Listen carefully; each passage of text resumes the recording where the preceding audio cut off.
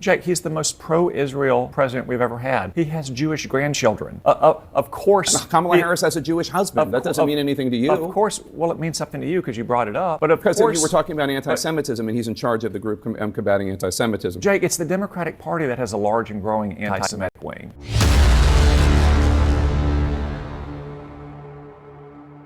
One of the biggest issues that Kamala Harris is losing on is the Israel and Hamas war.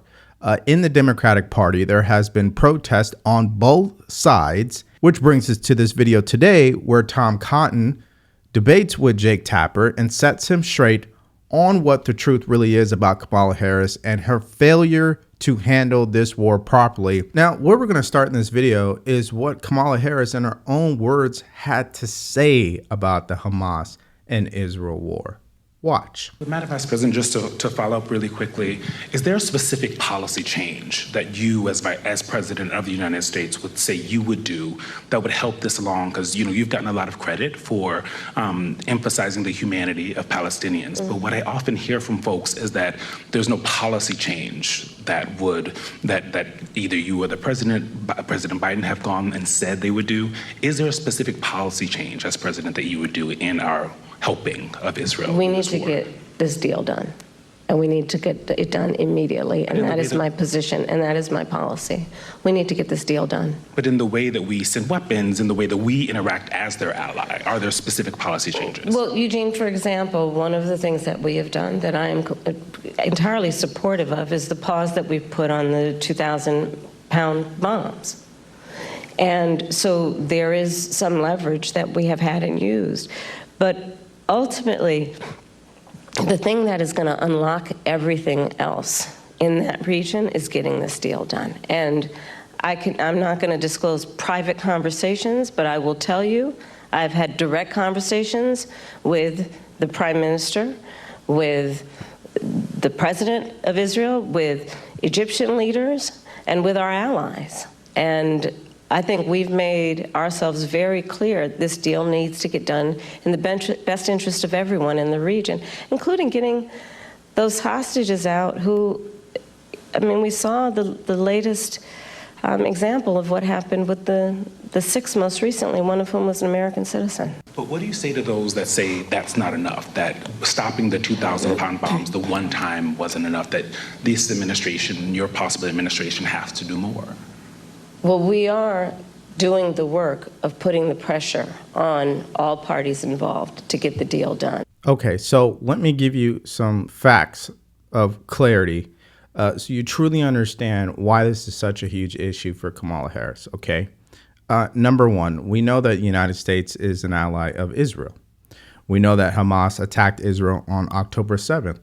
So her problem is, in her own party, there are people who support Palestine, and they believe that Palestine should have an equal state just like Israel. Now, there are people who go even further and say Israel shouldn't even be a state anymore. They should just be erased from the face of the earth. There are people who believe that are Palestinians. But you have that in the party, and you also have in the party where there's people who support Israel that feel that same way about Palestinians. And the problem is Hamas is hiding in the Palestinian region. So the bottom line with her and Joe Biden is their response to the way this war has been handled. A lot of people across the board think it has been weak. Now, why does this matter when you're talking about the election? Well, you have Muslim voters in Michigan who will not vote for her as a result. Those votes will matter, especially when we're talking about a close election. The other thing, too, is no one feels confident that she's going to be able to handle this and get this wrapped up because Joe Biden hasn't done it.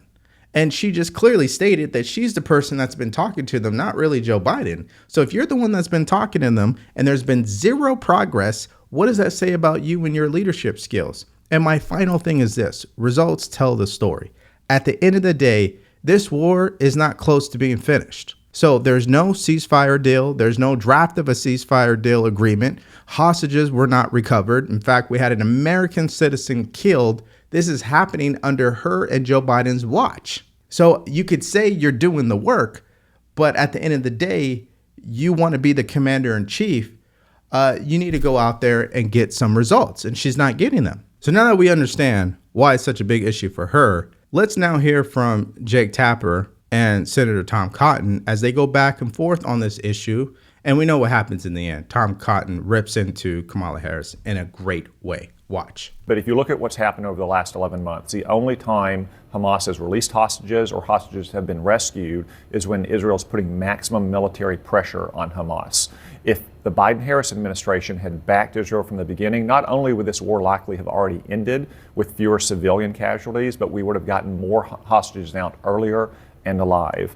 What Hamas is doing, though, is continually moving the goalpost on any kind of hostage exchange for duly convicted terrorists that Hamas wants back. And the Biden-Harris administration keeps allowing them to move the goalposts. I mean, remember, the current leader of Hamas, Yahya Sinwar, a bloodthirsty genocidal maniac, used to be in an Israeli prison. He was released in a previous swap. So while my heart breaks for any parent who has to live through this, I think the Israeli government understands that the only way these hostages might come back alive is to put maximum military pressure on Hamas, not to try to trust a terrorist organization to honor their word or to make any kind of deal. Now, let's understand what he means by this. He means we support Israel, but I'm not the commander-in-chief. It's the commander-in-chief, President Biden and Kamala Harris, who needs to go to Israel and pressure them to wrap this up and do more. That's really what he's saying without saying it. And the fact of the matter is, that's not what Joe Biden or Kamala Harris is going to do. They're very passive. They'd rather this drag on. And I know it sounds crazy, but if you think about it, the Democrats, they want war. They need war to continue to happen because it allows them to print more money.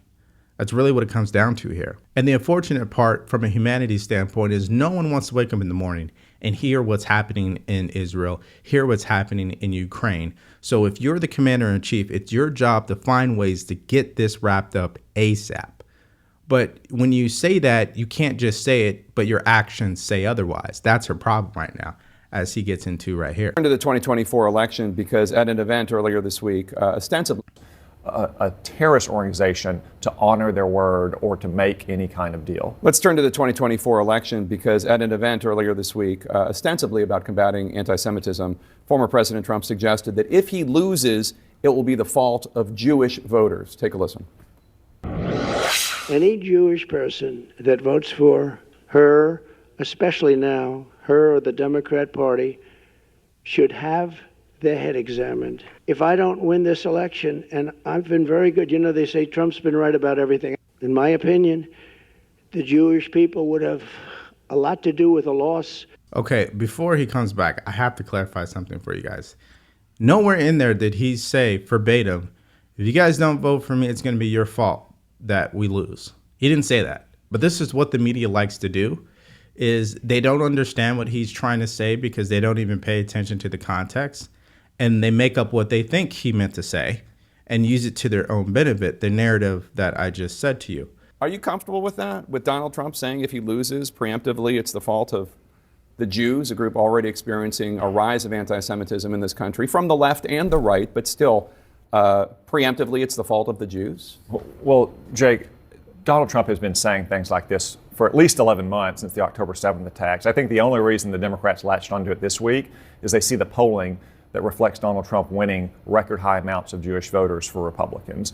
The point he's been making all along is that any Jewish voter, Christian voter, or any other kind of voter who cares about Israel, who cares about a relationship with Israel, should not vote for Kamala Harris and Joe Biden. Joe Biden has not backed Israel very much over the last 11 months. Kamala Harris has been much worse. She treats him she treats Benjamin Netanyahu like a school child. She's an assistant principal who's constantly scolding him. She didn't even perform her constitutional duty to preside over the joint session of Congress when he spoke to Congress. So, but I'm not talking about Israel. I'm talking about American Jewish voters. The American Jewish Committee said, quote, whoever a majority of the Jewish community votes for, Jews, roughly 2% of the U.S. population, cannot and should not be blamed for the outcome of the election.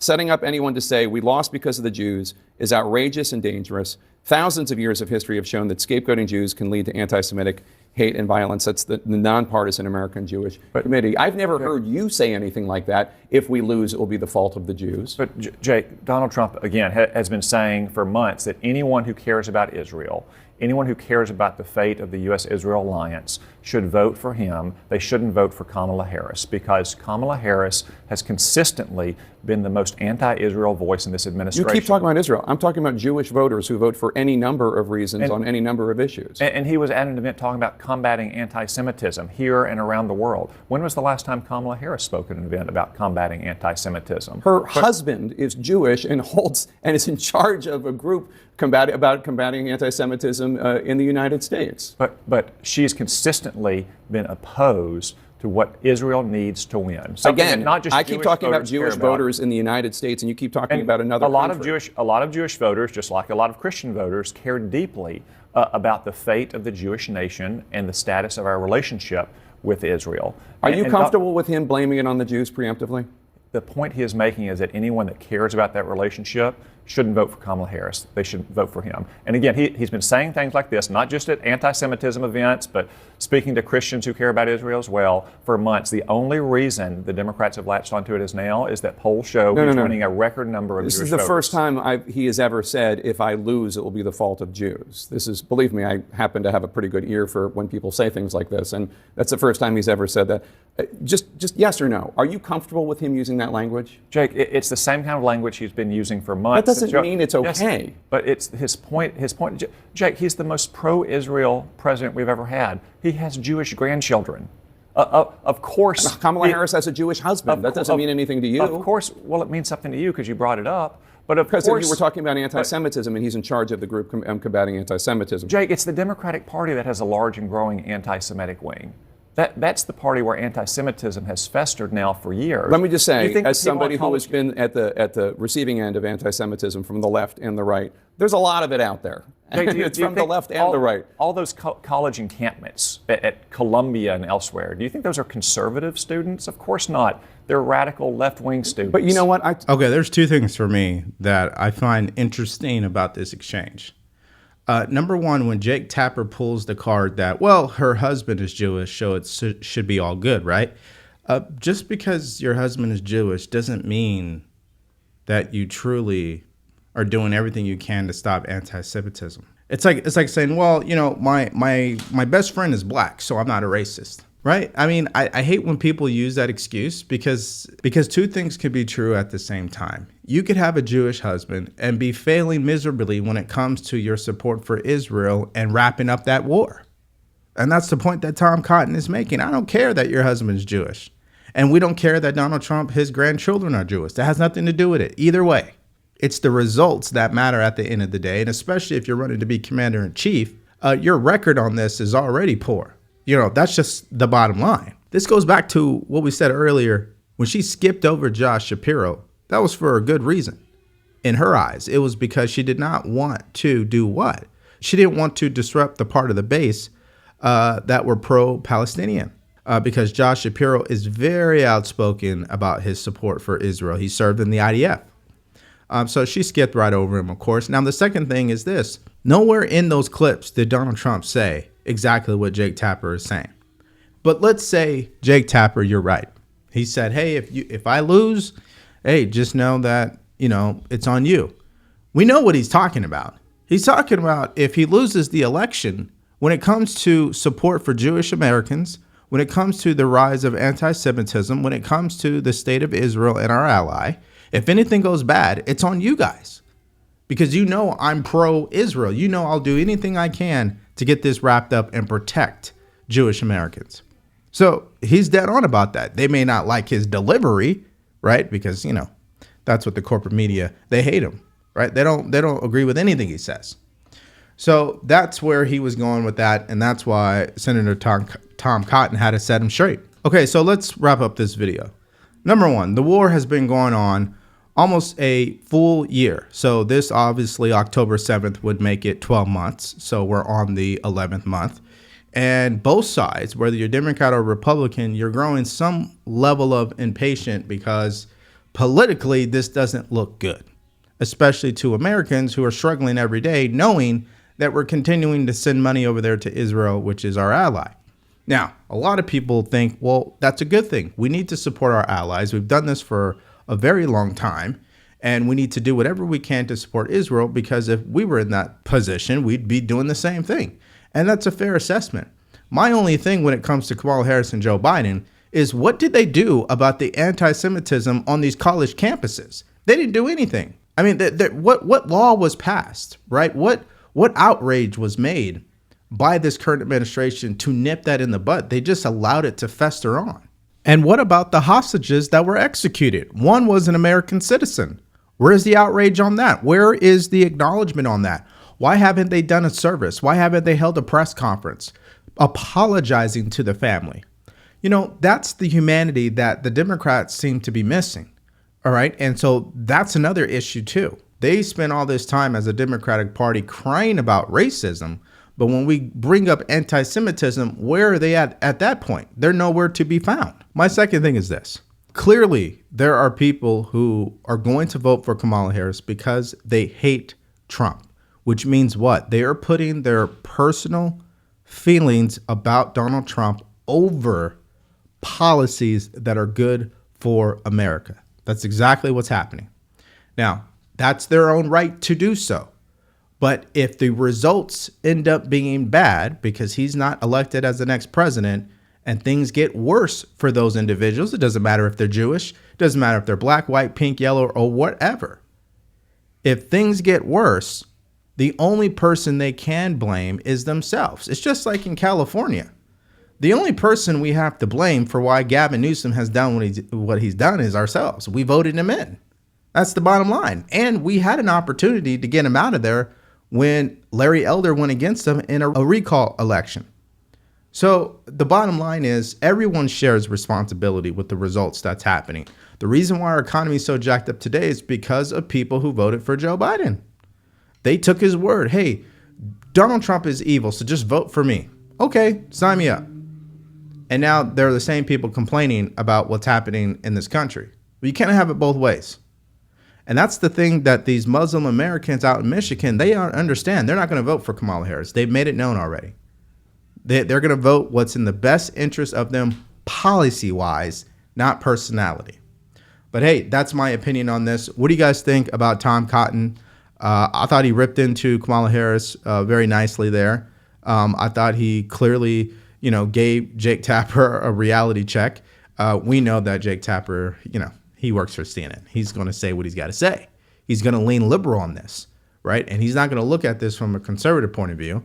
And he's definitely not going to hold the Democrats accountable for how weak they've been on handling of this war.